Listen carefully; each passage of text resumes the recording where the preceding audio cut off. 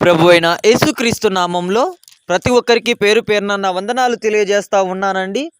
ఈరోజు దేవుని వాగ్దానం కీర్తనల గ్రంథము 54వ అధ్యాయము 7వ వచనము. ఆపదలన్నిటిలో నుండి ఆయన నన్ను విడిపించియున్నాడు. నా శత్రువుల గతిని చూచి నా కన్ను సంతోషించుచున్నది. హల్లెలూయా.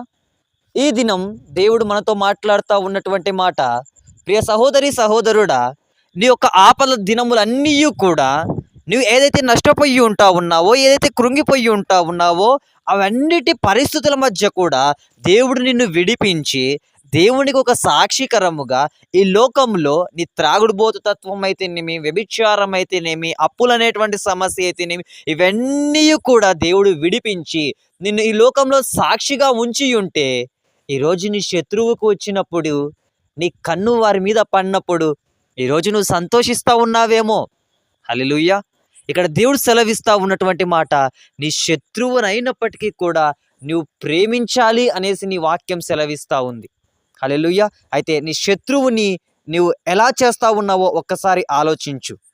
ప్రియ సహోదరి సహోదరుడా, నీ శత్రువు ఎవరు ఉన్నప్పటికీ కూడా వారి బాధలో కూడా నీవు కూడా అదే బాధ నుంచి వచ్చి ఉన్నావు కదా, నీవు కూడా అదే స్థితి నుంచి వచ్చి ఉన్నావు కదా.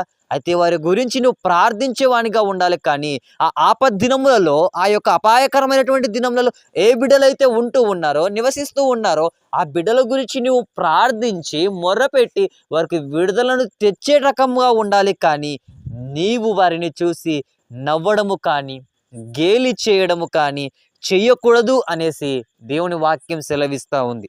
హల్లెలూయా. అట్రీతైనటువంటి కృపా కనికరము ప్రతి బిడ్డకి అనుగ్రహించబడును గాక. ఆమెన్. దేవుడి వాక్యమును దీవించును గాక. ఆమెన్. ప్రార్థన. మిక్కిలి ప్రేమ కలిగిన దేవా, నీకు వందనాలయ్యా. ఈ రోజునైనా తండ్రి, అపాయకరమైనటువంటి దినములు, ఆపద్ దినములు మాకు అనేకములు వచ్చినప్పటికీ అవన్నిటి నుంచి ప్రభువా మమ్మల్ని విడిపించి ఉన్నారు. ఈ రోజునైనా తండ్రి, అటు స్థితిలో ఉన్నటువంటి బిడ్డల్ని చూసి మేము ఎగతాళి చేస్తూ ఉన్నామేమో, గేలి చేస్తూ ఉన్నామేమో, దాని నుంచి మమ్మల్ని క్షమించమని, సహాయం జరిగించమని ప్రార్థిస్తున్నాను తండ్రి. ఆమెన్.